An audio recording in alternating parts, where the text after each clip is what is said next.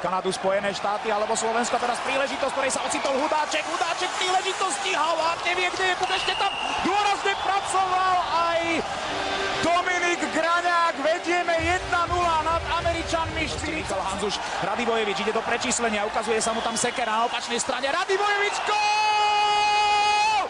2-0 vedie Slovensko nad Spojenými štátmi. Výborne to spravil aj Radivojevič, ktorý sa teraz plne rehabilitoval za nepremenenú šancu proti Fínsku. Ale aj Andrej Sekera, ktorý odtiahol brániaceho hráča a uvoľnil vlastne os ihriska Radivojevičovi, ktorý korčuloval z ľavej strany ako pravák, to mal ideálne na zakončenie. Si mierne predložil Tatar. Haščáková prihrávka, Bližňáková, tutovka, ešte Sekera môže strieľať. Gól! 3-1! 6 sekúnd pred koncom prvej tretiny. Opäť vyhrávame o 2 góly. Perfektná akcia našej štvrtej formácie.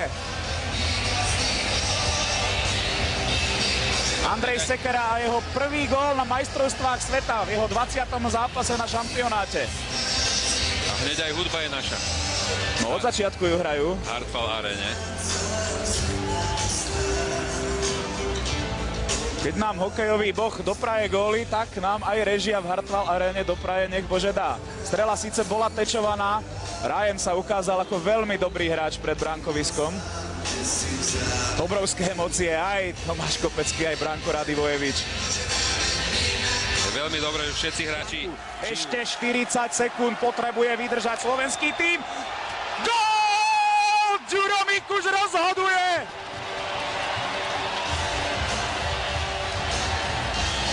Strela od stredného pásma, ktorá predsa len prešla, tak nebol to Mikuš, bol to Miro Šatan, ktorý v jubilejnom zápase za slovenskú reprezentáciu dosiahol definitívnu gólovú pečiatku. 150.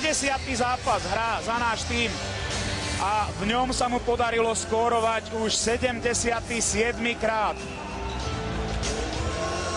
Perfektná reakcia Mira Šatana tesne za červenou čiarou. Už nemal veľmi čo robiť, čo vymýšľať, aj keď Žrtka teraz hrala s nami.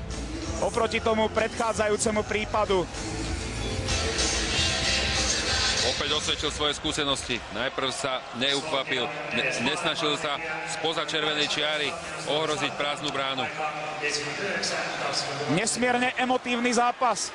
Ešte má pred sebou záverečné sekundy, ale na 2 góly to už Američanom nevydá ani pri najlepšej vôli.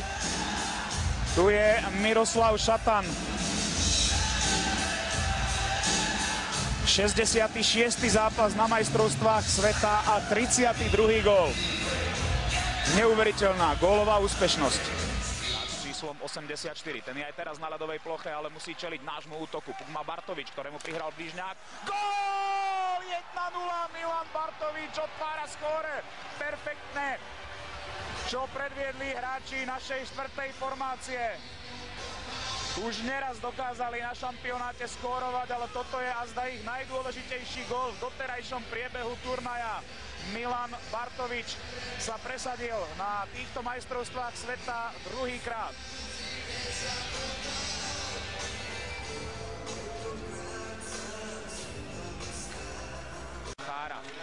Ešte stihol posunúť puk Radivojevičovi, hoci v páde Kopecký si nakorčuloval do tesnej blízkosti Ieta. Znovu príležitosť pre Radivojeviča, dorážka Kopeckého, gól! 2-0, Tomáš prekonal hráča, s ktorým získal Stanley Cup v drese Chicaga. Počas tréningov ho určite prekonal nespočetne krát, ale z tohto gólu má o mnoho väčšiu radosť. 4. gól Tomáša Kopeckého na majstrovstvách sveta a zároveň 4. jeho pozdrav do hokejového neba. Ešte stále však musíme veľmi pozorne brániť pri akýchkoľvek náznakoch francúzskych útokov. No a pozrite sa, je znížené. Tak veľmi rýchlo sa Francúzom podarila gólová odpoveď. Po 20 sekundách sa dokázal presadiť, myslím, že Jorik Trej, ktorý tečoval nastrelený puk backendom, len taký oblúčik smeroval na našu bránku. A kontaktný gól je na svete. Znovu Haščák. Teraz jeho puk zachytil Teddy da Costa a je vyrovnané 2-2. Obrovské chyby, jednak v útočnom pásme, takáto cross prihrávka cez troch hráčov na konci stredania je veľmi riskantná, veľmi nebezpečná.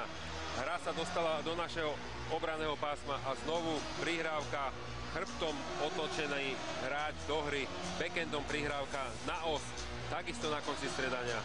Druhá obrovská chyba. Sekera, v modrej čiare je Chára, Sekera už teraz prihral Zdenovi Chárovi, náš kapitán, gól! Prestrelil Ieta cez cloniaceho Michala Hanzuša, využitá presilovka, dvaja kapitáni, teraz v odlišných úlohách. Ten francúzsky na trestnej lavici, vyháňa ho z nej Zdeno Chára. Ak tam ešte nebol aj teč Michala Hanzuša, zdá sa, že áno. Chybná rozohrávka, ktorú zachytil Menie, ešte mu tam otravuje život Bartovič, ale Menie dokázal vykúzliť gólovú prihrávku a Francúzi opäť vyrovnali. Damien Fleury, hráč zo švédskej Elitserien, prestrelil do tretice Jana Laca. Ďalšia individuálna chyba našich. Hneď v prvom striedaní tretej tretiny, ale získal puk Radivojevič, ukazuje sa mu Kopecký, gól! Radivojevič 4-3. Ak sme inkasovali 39 sekúnd pred odchodom do kabín, tak sme si prinavrátili vedenie 39 sekúnd po návrate zo šatne. Skvelý úvod tretej tretiny. Rusel za bránkou, zbavil sa starostu. Prihral Stefanovi da Costovi, Rulo si pýta puk, dostal ho. Francúzsky hráč Antoine Rusel, stav 4-4. Opäť neuveriteľne dlhé striedanie, ktoré strávili Francúzi kompletné v našom obrannom pásme. Už sa niekoľkokrát zdalo, že sa našim podarí získať puk. Aspoň ho posunúť do stredného pásma. Získať čas na prestriedanie zostavy. Ale takto je opäť stav vyrovnaný 4-4. Kopecký, Radivojevič, Sekera. Vrátil Radivojevičovi, už sa naši dokázali rozostaviť 40 sekúnd pred koncom presilovky. Je využitá Branko Radivojevič a jeho druhý gól v tretej tretine. 5-4 v 51. minúte zápasu. Znovu ako cez kopírák. Veľmi dobré nakorčulovanie, tentokrát na odchodiska, ale znovu chcem upozorniť na postavenie Miša Hanzuša na hranici bránkoviska a strela bránka Radivojeviča tentokrát do opačného rohu si našla svoje. Když udržal náš tým v pásme, Baranka na Sekeru, Sekerová strela, gól! Vedieme 1-0. Andrej Sekera to spravil perfektne, žiadny príklep, niekedy je účinnejšia práve takáto strela, ťaháčik od modrej. Robert Kukalovič by o tom vedel rozprávať. Sekera, najvyššie z našich, odmenou zisk puku, príležitosť, ktorej Radivojevič uspel 2-0, perfektné. Čo teraz ale predviedol Andrej Sekera na vrchole našich napádajúcich hráčov na brankovej čiare.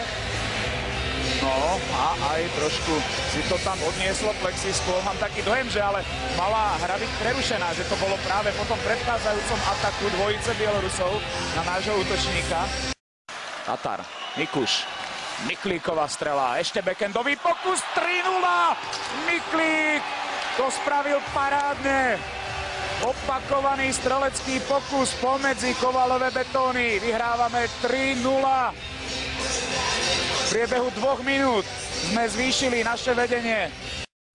Je len dobre, že tento výkon Bielorusi nedokázali zopakovať od tohto úvodného setu. Aspoň nie v zápase s našou reprezentáciou. Kopecký, príležitosti 4-0.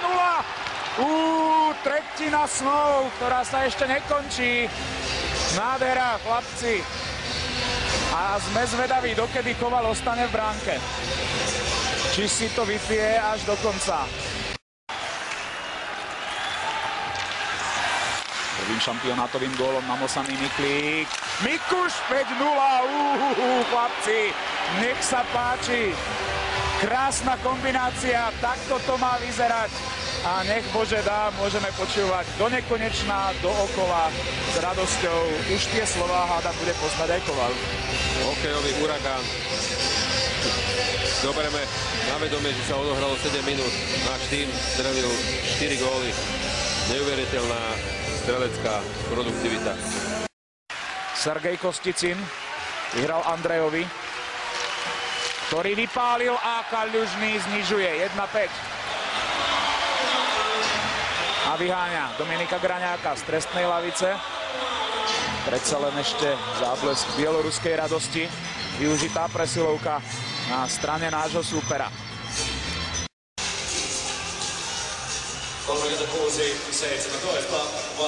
Takže trestné strieľanie pre Evgenia Koveršina, útočníka Severstalu Čerepovec.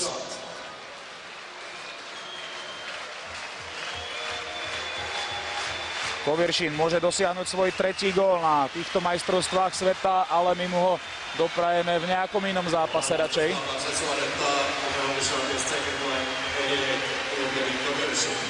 Koveršin proti Lacovi. Výborne Jano Laco. Nenaskočil na ten blafák. Slovensko má teď obrovskou šanci na semifinále, protože hraje s Kanadou 3-3 a je jedna věc jistá. Kanada až do konce normální doby v postavení a Nebrík dostává gól. Sekerovu střelu tam Hanzuš buď zaclonil, nebo ještě spíš tečoval. Znovu Hanzuš, který